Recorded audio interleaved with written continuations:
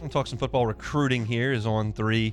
Yeah, with its final rankings for this incoming signing class. It is the class of 2023, even though most of them signed in 2022, December of 2022. LSU's class right now ranked 6th by On 3, behind Ohio State, who's 5th, Miami, who is 4th, Texas, who is 3rd, Georgia, who is 2nd, and Alabama, who is 1st. Tide signed 7 5-stars and 24 stars in their class. LSU with 1 5-star and 18 4-stars, 6 3-stars to boot. But wanted to let you know where some of the LSU signees finished in the class.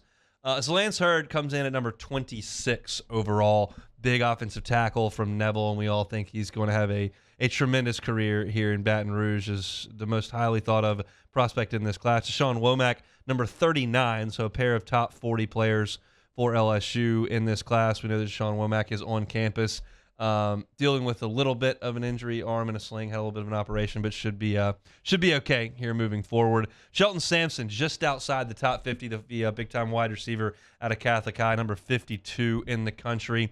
Javian Toviano is number 55 in the country. Of course, LSU expects him to come in as an early enrollee, learn the nickel, safety, corner spots, and very likely fill one of those roles. The versatility, I think, is one of the things that's really stands out about Toviano. It's very, very Jay Ward-esque in where you can move him around to.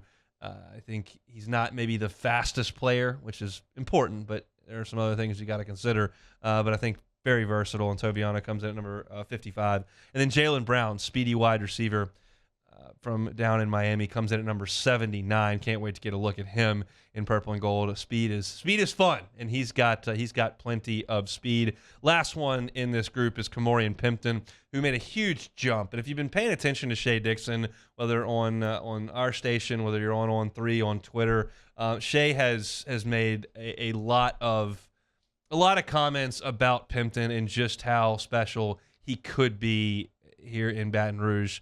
Moves inside the top 100, number 4 tight end in the country. He's got a wingspan that's an hour and a half long, and he can run a little bit. And pass catchers tend to be pretty ready to play at this day and age. And, well, I don't know if I'm ready to have Pimpton line up on the edge and block Auburn or A&M's best pass rusher. I am ready for him to catch balls on third down and in the red zone. I think they're going to let him do that pretty early. Mason Taylor's a heck of a player. They've got certainly plans for him. They like Mac Markway coming in as well. You got Jackson McGowan, but this is a guy that his skill set's a little bit different because of that catch radius, which is a buzz term, and the speed that he's got as well. It's just a good frame. So this guy Shea predicted this. He said, look, I've seen this guy's tape. He was incredible at the All-American game. Vanderbilt thinks they've got a steal here.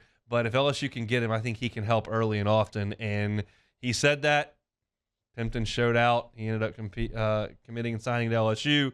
And now he moves up a ton of spots in this ranking up to 88. So talking about 6 Tigers in the top 88 of this class. Lance Hurd at 26. Deshaun Womack at 39. Sheldon Sampson at 52. Javian Toviano at 55.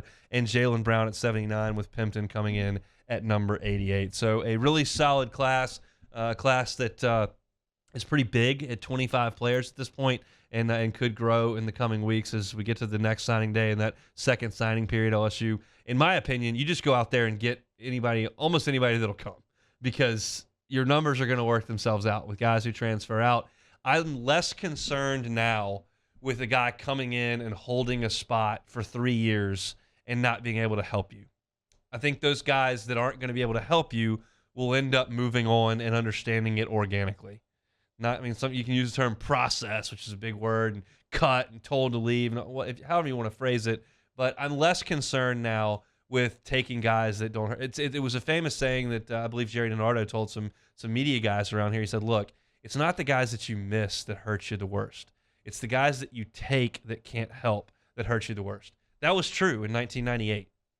I don't think it is in 2023, because those guys are going to move on and you just go sign the next crop. Plus, you can plug and play out of the transfer portal as well. So bring in as much talent as you possibly can. I'm all for that, and LSU can certainly add to this class here in the coming weeks. Hey, thanks so much for watching the Hunt Palmer Show on YouTube. If you don't mind, throw us a like right below and hit the subscribe button. We'll see you next time.